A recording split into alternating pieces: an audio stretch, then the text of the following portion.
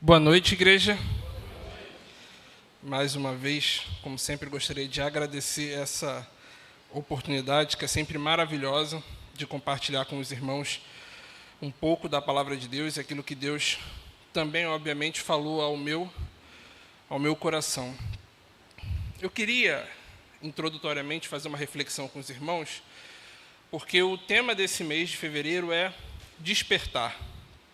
E aí, quando a gente olha para a pessoa de Jesus, qualquer pessoa do mundo, quando pensa em Jesus, só tem dois caminhos para seguir. Um caminho é aquela pessoa que não tem Jesus como Senhor da vida dela. E aí essa pessoa que não tem Jesus como Senhor da vida dela, talvez ela ache que Jesus sequer existiu, né? Acho que Jesus é uma criação humana, porque a gente precisa de um Messias, de um Salvador, então o ser humano criou essa mitologia de um Salvador que é Jesus. O que é uma ideia muito tola, porque as comprovações históricas são incontestáveis, mas o pecado cega as pessoas, então elas podem pensar assim.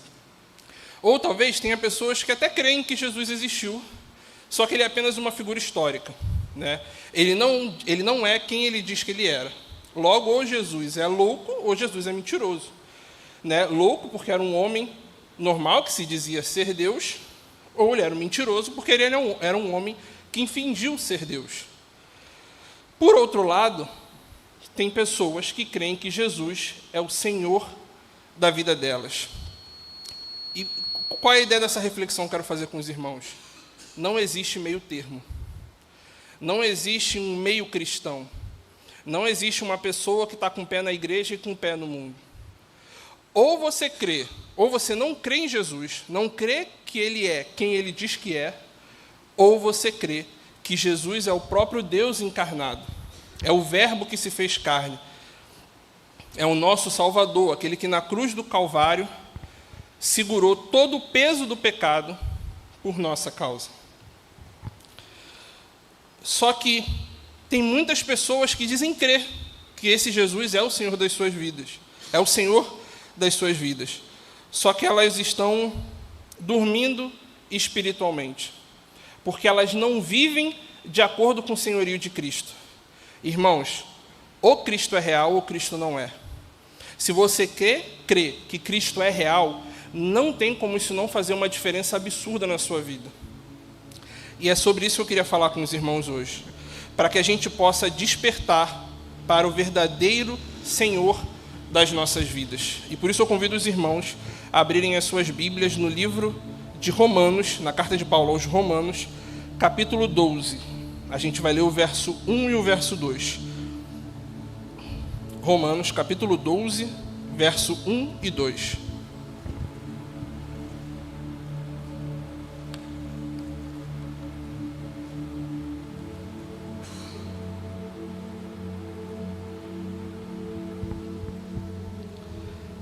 Amém?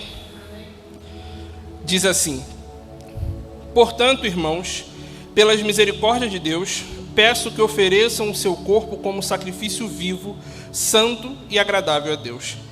Este é o culto racional de vocês.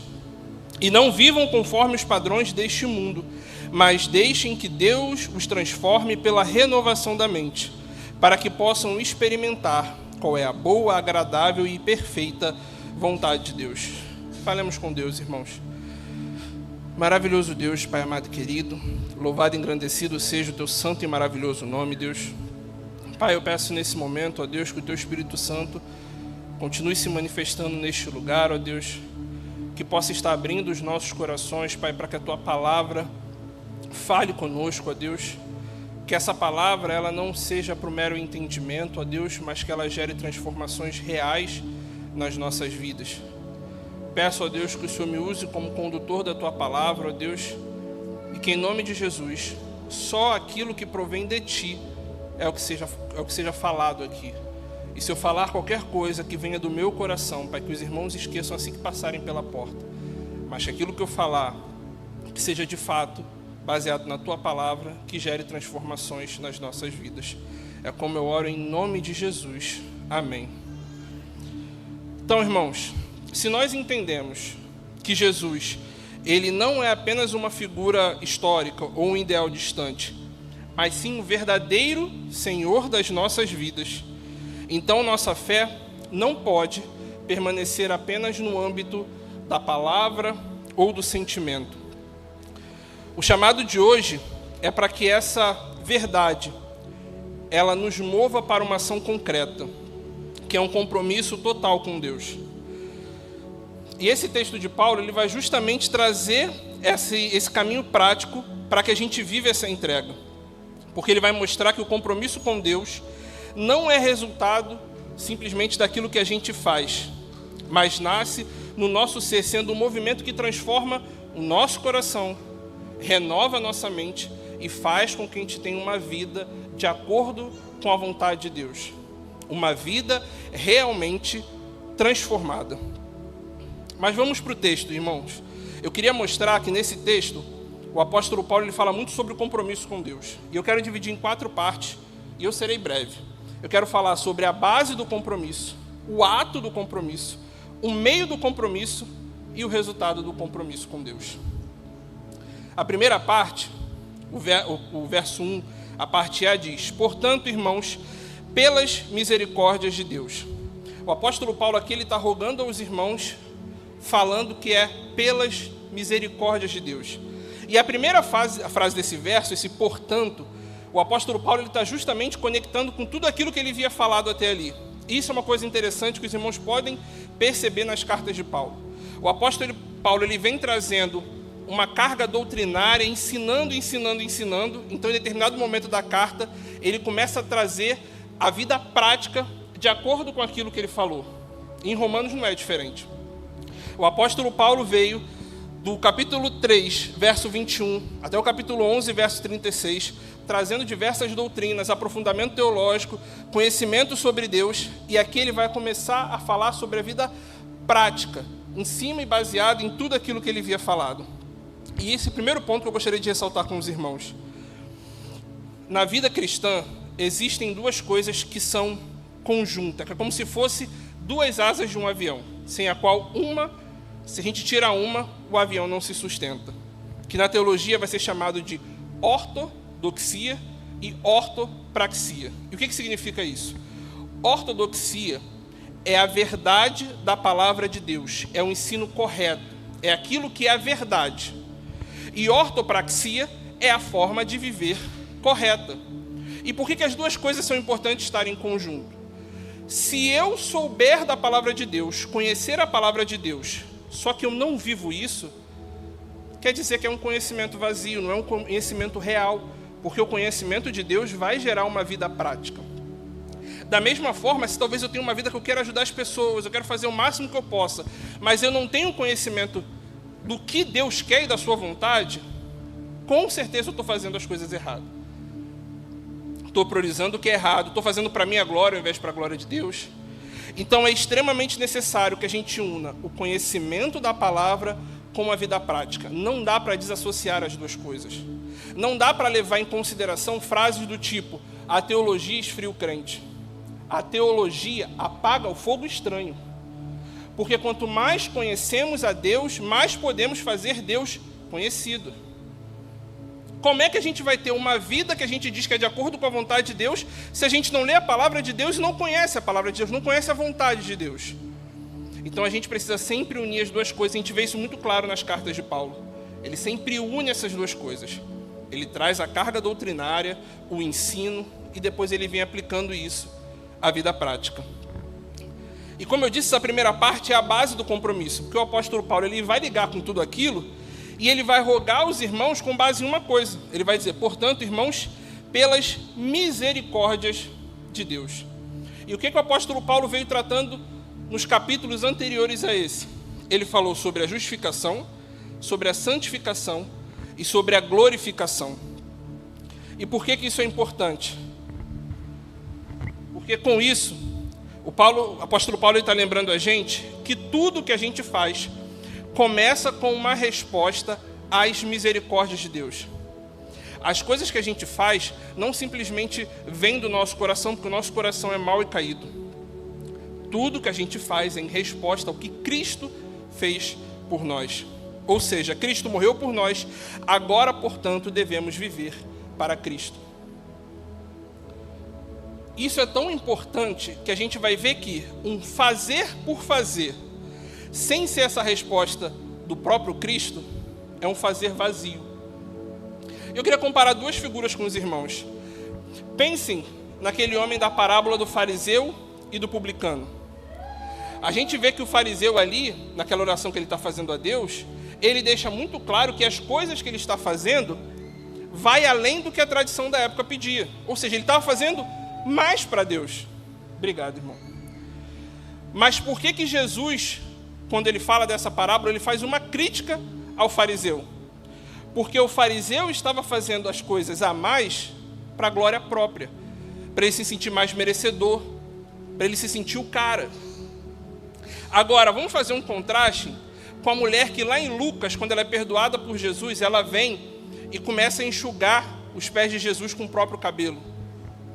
Aquela mulher, ela também faz a mais do que era necessário, porque Jesus critica a casa que o recebeu, porque não fez o mínimo que devia ser feito, e faz um contraste mostrando que ela fez mais do que devia ser feito. E qual é a diferença dos dois? Por que essa que fez mais, Jesus está falando, olha que coisa boa, e aquele outro que fez a mais, Jesus está criticando? Porque ela fez em resposta ao perdão que ela recebeu.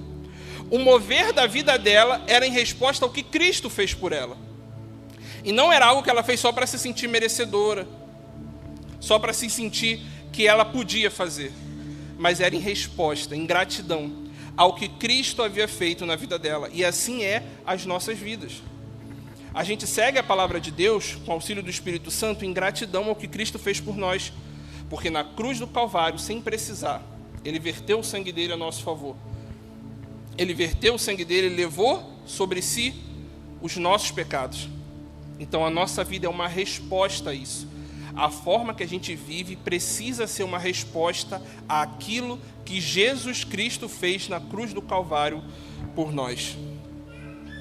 A segunda parte é o ato do compromisso. Então a gente viu a base são as misericórdias de Deus. O ato está na parte B do verso 1.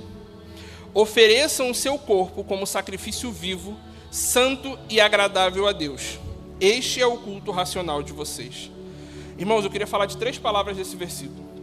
Eu acho que essas 3 palavras são o suficiente para mostrar para a gente o que Paulo está querendo dizer nesse trecho.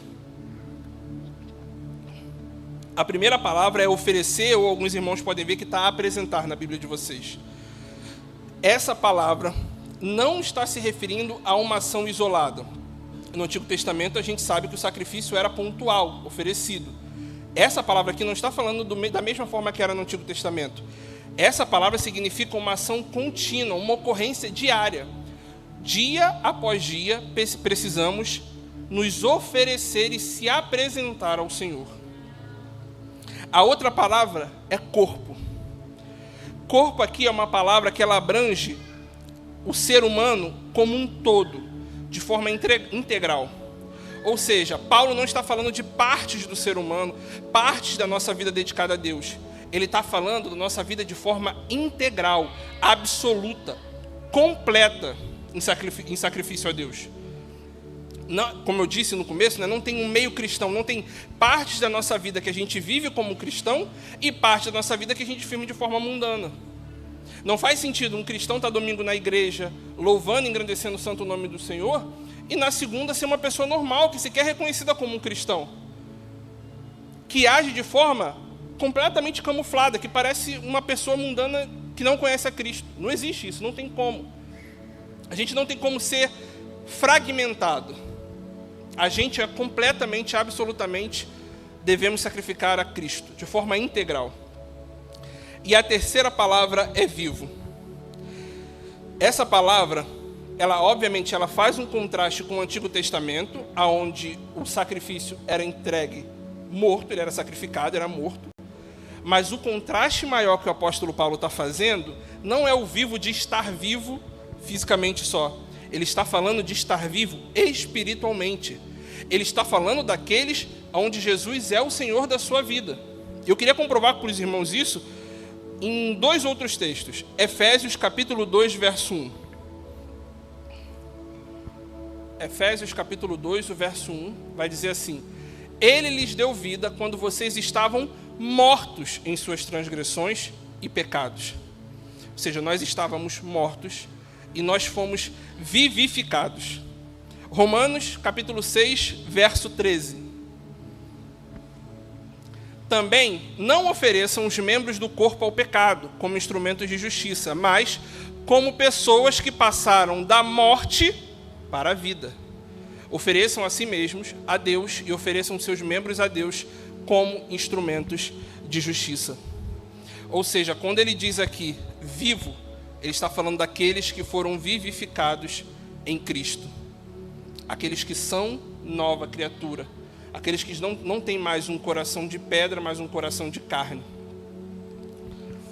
O nosso ato de compromisso, de forma resumida, é nos entregarmos integralmente a Deus. Os nossos desejos, os nossos pensamentos, as nossas ações. A nossa vida precisa ser integralmente entregue ao Senhor. Tudo aquilo que a gente faz. Quer comamos, quer bebamos, façamos tudo para a glória de Deus. Não há, como eu disse e repito, não há partes fragmentadas da vida de um cristão. Quando você é vivificado em Cristo, você deve toda a sua vida a Ele. E se você deve toda a sua vida a Ele, você precisa entregar e sacrificar toda a sua vida a Ele. Não há mérito seu na sua salvação. Foi Cristo que salvou você. Logo, Ele tem esse direito de exigir tudo de você e cabe a nós entregarmos tudo a Ele. O terceiro ponto é o meio desse compromisso, ou seja, o processo desse compromisso. Capítulo 12, a primeira parte do segundo verso diz assim: e não vivam conforme os padrões deste mundo, mas deixem que Deus os transforme pela renovação da mente. Ou seja, nós devemos continuamente rejeitar os padrões deste mundo, desta era, em favor da era vindoura e daquilo que é eterno. Por que eu estou falando isso com os irmãos?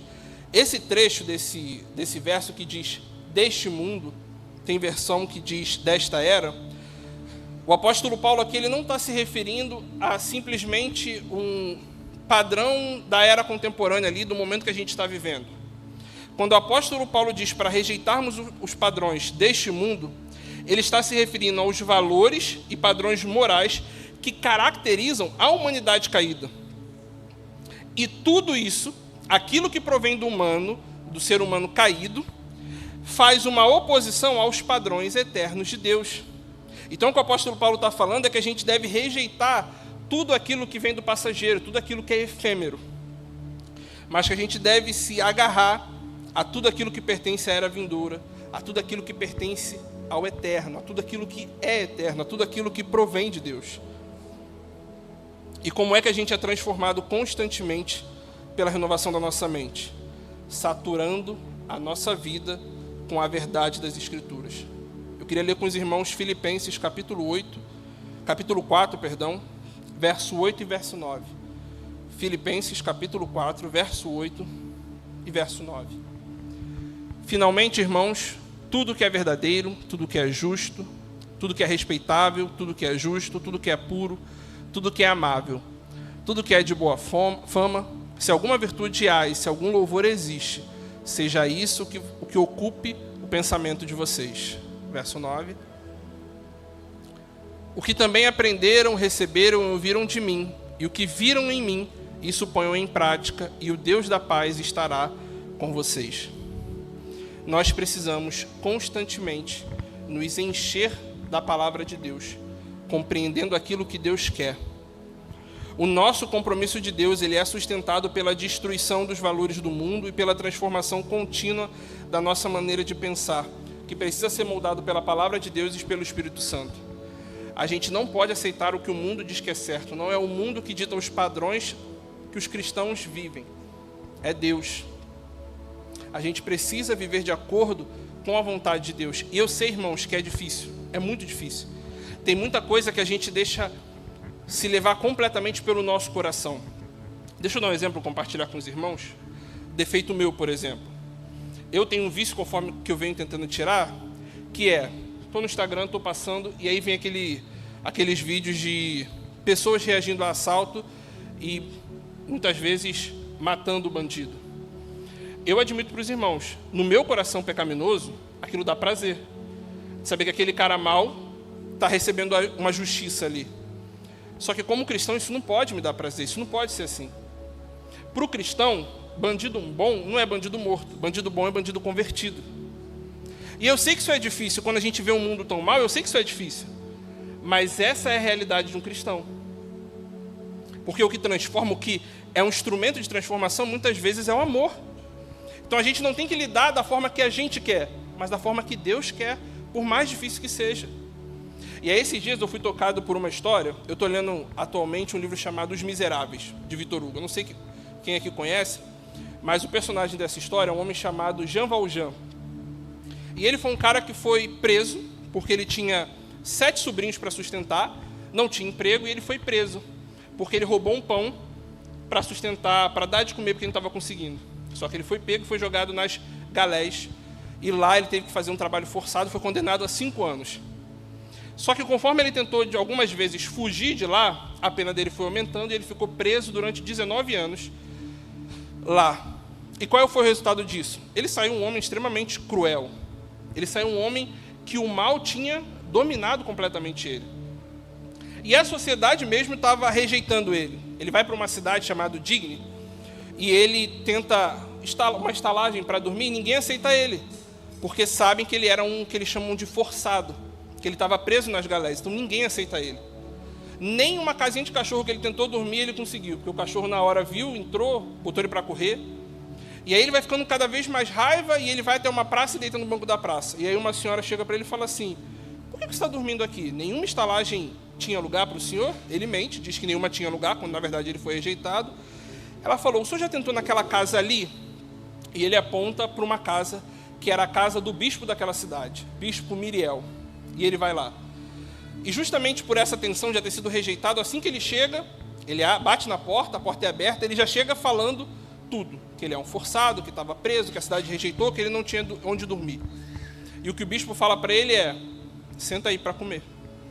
E aí tem a irmã dele e uma funcionária dele, e ele pede que sirva um prato, e aí ele come, e ele já começa a se sentir assustado por ter sido tão bem tratado. Quando todo mundo está tratando ele mal, e ali tem um pastor, um bispo que está tratando ele bem, ele está recebendo o alimento, só que ele mal continua nele. E aí esse bispo, ele era um homem extremamente humilde, piedoso, que todo o valor dele, todo o dinheiro dele era só para sobreviver, tudo que sobrava era para os pobres. Ele só tinha 2 coisas de valor na casa.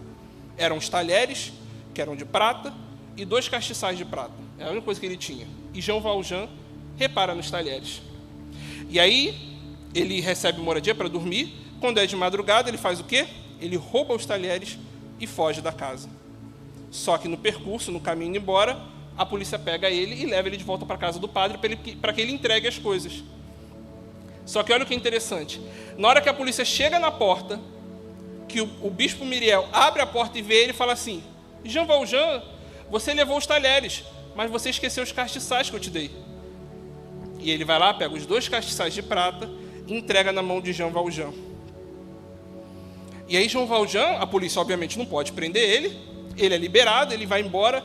E aí o livro é maravilhoso porque mostra uma reflexão, que ele senta no meio do mato e começa a refletir, porque ele fala assim: eu tinha tudo para continuar sendo cruel. Como é que eu continuo cruel tendo esse amor depositado sobre a minha vida? E aí o que a gente vai ver no decorrer da história é que esse homem se torna futuramente um homem chamado Sr. Madeleine, e que ele se torna um homem extremamente piedoso, onde todo o dinheiro dele é revertido para ajudar os outros. Uma cidade prospera por causa dele. E qual é a ideia aqui? Ele foi transformado por causa do amor. E o que eu estou falando para os irmãos não é nenhuma história de contos de fadas, simplesmente não é uma história piegas. É a realidade, o amor transforma. Porque o nosso Salvador morreu no nosso lugar por amor. O amor, de fato, transforma as pessoas. E aqui não é um passar de pano, não é dizer que uma pessoa não tem que pagar pelo que ela cometeu. Deve pagar pelo que cometeu. Só que o nosso modo de agir com essas pessoas é com amor, por mais difícil que seja. É o amor que a gente tem, porque a gente recebeu o amor. A gente foi amado tão extremamente que o próprio Deus se fez carne e morreu na cruz no nosso lugar. Ou seja, não importa o que a gente faça, nunca vai ser nada comparado àquilo que a gente recebeu. Então esse é o nosso papel como cristão. Isso é só um exemplo que eu quero dar para os irmãos. É ser transformado constantemente de acordo com o padrão da palavra de Deus, não com o padrão do nosso coração caído. E por último, o quarto ponto, o resultado do compromisso. Capítulo 12, verso 2, a parte B. Para que possam experimentar qual é a boa, agradável e perfeita vontade de Deus. Ou seja, em decorrência desse compromisso diário com Deus, em Cristo, por meio do poder do Espírito Santo, nós cristãos, a gente consegue discernir e fazer a vontade de Deus. E aqui o texto, quando o texto diz experimentar, e se não me engano na NVI, coloca experimentar e comprovar, não está falando no sentido assim, sabe quando a sua esposa, alguém fez comida para você e vai experimentar para você dizer se está bom ou não? Essa palavra experimentar no original não é esse sentido de experimentar para ver se é bom. O que o texto está falando é, a vontade de Deus é boa, agradável e perfeita. E você pode experimentar disso. Então a vontade de Deus ela é boa, agradável e perfeita. E a gente pode experimentar isso quando a gente diariamente tem um compromisso real com Deus, constante, sacrificando tudo por esse Cristo que morreu no nosso lugar. Eu sei que muitas vezes, como eu estava falando agora, eu sei que tem muitas coisas que a gente vai passar que não vai ser fácil, que vai ser difícil no processo. Mas é constantemente sacrificar as nossas vontades, os nossos desejos, aquilo que a gente quer para Deus. Irmãos, não se enganem, apesar desse texto não falar explicitamente, a Bíblia ela se interpreta, a renovação da mente não é o ponto de partida. A renovação é a consequência de uma transformação que acontece antes. Qual é essa transformação? A transformação dos nossos corações. Isso é importante dizer. Uma vida prática, onde a gente tenta fazer as coisas que é certo, em obediência a Deus, mas que não seja por um coração transformado, são coisas vazias. E isso é pertinente, isso é importante a gente saber e a gente lembrar. Que não é só fazer por fazer, mas, como eu disse, é fazer em gratidão, tendo o coração transformado. Porque se a gente for fazer alguma coisa por fazer, sem ter o coração direcionado para aquilo que é certo, direcionado para Deus, mesmo que seja uma coisa boa, vai ser vazio. Eu queria dar uns exemplos para os irmãos na Bíblia disso. A oração. A oração é uma coisa boa, é uma coisa que a gente precisa fazer, certo? Em Mateus capítulo 6, versos 5 e 6, Jesus vai justamente criticar pessoas que oravam de forma hipócrita. Elas só oravam para que as pessoas percebessem que ela estava orando e não era uma oração genuína. Jejum é uma coisa boa. A Bíblia fala para a gente jejuar. Em Mateus capítulo 6, versos 16 a 18, Jesus vai criticar justamente o jejuar em benefício próprio, para autopromoção, para as pessoas verem que eles estavam jejuando. Dar esmola e cuidar das pessoas é uma coisa boa, é uma coisa positiva. Porém, Jesus, em Mateus capítulo 6, do verso 1 ao verso 4, ele vai criticar pessoas que davam esmolas com vanglória, para se vangloriar, para que as pessoas vissem ela dando esmola. Ler ou conhecer a Bíblia é muito importante, certo? Em João, capítulo 5, do verso 39 ao verso 40, Jesus vai justamente criticar os líderes religiosos, porque eles liam a palavra de Deus como se a palavra em si fosse trazer salvação, e não entendendo para quem a palavra de Deus aponta, que é para Jesus. E Jesus vai criticar isso de forma contundente. Em Isaías também, capítulo 1, do verso 13 ao verso 17, vai criticar o culto exterior, mas que não havia a justiça de Deus presente. Ou seja, não se trata de fazer por fazer. Não se trata simplesmente de obedecer, mas é saber por que nós estamos fazendo o que estamos fazendo. Porque se não for assim, provavelmente a gente vai estar fazendo para a nossa glória. A gente vai estar fazendo para a gente, ou temor aos homens, mas nunca por temor a Deus. Deixa eu dar um exemplo. Eu estava ouvindo esses dias aqui uma pregação do pastor Heber Campos Júnior. E aí ele contou que ele fez uma coisa na igreja. O que estava acontecendo? O que ele quis fazer? Ele conversou com o presbitério, o pastor Heber Campos Júnior ele é presbiteriano, ele conversou com um grupo de pastores lá e decidiram fazer uma coisa. Eles tiraram o nome do envelope de dízimo. Não tinha mais nome. A pessoa colocava o dízimo e colocava. Sabe o que aconteceu? A renda da igreja diminuiu em 50%. Aí eu pergunto para os irmãos, esses 50% de pessoas que pararam de dizimar quando o nome saiu do envelope, quando eles dizimavam era para quem?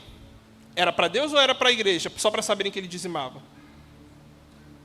Os irmãos entendem o problema?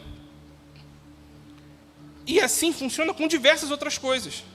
Por exemplo, se eu venho a todos os cultos na igreja, mas isso, ao invés de fazer com que o meu relacionamento com Deus seja cada vez mais forte, cada vez mais eu sinta entusiasmo em chamar os irmãos para participar, mas ao invés disso, eu fico me sentindo mais crente que outros irmãos, mais merecedor que outros irmãos, quer dizer que eu venho ao culto para a minha vanglória, não é para Deus. Se eu faço questão de fazer, como Jesus criticou, orações só para as pessoas verem eu orando, bonito, ou qualquer outra coisa na igreja que eu faça com a determinação, só com a motivação de que as pessoas vejam eu fazendo, a glória não é para Deus, a glória é para mim. E isso funciona para mim, tá, irmãos? Eu passo por isso. Eu que gosto de ler teologia, eu tenho constantemente de lembrar que o motivo de eu estudar teologia é para conhecer a Deus. E não para as pessoas olharem para mim e falar, caraca, Vitor, você lê bastante. Porque o meu coração caído vai tender para esse lado. Só que quando a gente entende que o compromisso com Deus é a nossa entrega total, e com isso a transformação do nosso coração, tudo que eu faço é por causa e em resposta ao que Cristo fez por mim. Então, o exemplo que eu dei do dízimo, por exemplo, eu não dizimo para que as pessoas saibam que eu dizimo. Eu dizimo porque eu entendo que 100% do que eu tenho foi Deus que me deu. Então, devolver 10% não é nada. 90% ainda fica para mim do que Deus me deu. Eu entendo que quando eu venho aos cultos, quando eu estou presente na igreja, é para que o meu relacionamento com Deus melhore e que cada vez mais eu pregue a palavra de Deus e queira que os irmãos participem de todos os cultos comigo. E não para eu me sentir mais crente do que outros irmãos. Então, que a gente possa despertar para quem é o Senhor das nossas vidas. O Senhor da vida do Vitor não é o Vitor. Precisa ser Jesus. O Senhor das nossas vidas, as nossas vidas precisam ser completamente, integralmente, absolutamente entregue ao senhorio de Jesus. É Ele que deve comandar e não a gente. Porque o nosso coração caído vai levar a gente para o pior lado possível. Eu agradeço a oportunidade, irmãos, e oro para que o Espírito Santo complete essa palavra e que a gente seja fortalecido constantemente a viver nos sacrificando integralmente, para que a nossa vida como um todo seja um sacrifício vivo a Deus. Gostaria de orar com os irmãos mais uma vez. Maravilhoso Deus, Pai amado e querido, louvado e engrandecido seja o Teu santo, poderoso e maravilhoso nome, Pai. Deus, obrigado pela Tua palavra, Deus, obrigado pela oportunidade que estamos tendo aqui, Deus, de estarmos reunidos em comunhão, aprendendo mais e mais e mais e mais da Tua palavra, Deus. Pai, que em nome de Jesus, Teu Espírito Santo possa completar tudo aquilo que ficou faltando, ó Deus, e que possa apagar tudo aquilo que eu falei que veio do meu coração. E que a gente, ó Deus, possa ser transformados pela Tua palavra, Deus, que a gente possa sacrificar os nossos desejos, as nossas vontades, Deus, tudo por Ti. Que a gente possa viver em resposta àquilo que o Senhor fez por nós, ó Deus. Que a gente possa viver da forma que Te agrada, Deus, em resposta e não para que a gente se sinta merecedor, mas em agradecimento, em louvor, porque na cruz do Calvário, mesmo sem o Senhor merecer, o Senhor levou sobre si todos os nossos pecados. O Senhor foi transpassado pelas nossas transgressões, ó Deus. O Senhor foi moído pelos nossos pecados, para que, através do Teu sangue, a gente pudesse ser reconciliado com Deus. E por tudo isso, Pai, que a gente possa viver de acordo com a Tua vontade, que é boa, agradável e perfeita. Essa é a oração que eu te faço, Pai, sem nenhum merecimento. E é por isso que eu faço no santo nome do Teu Filho amado Jesus. Amém.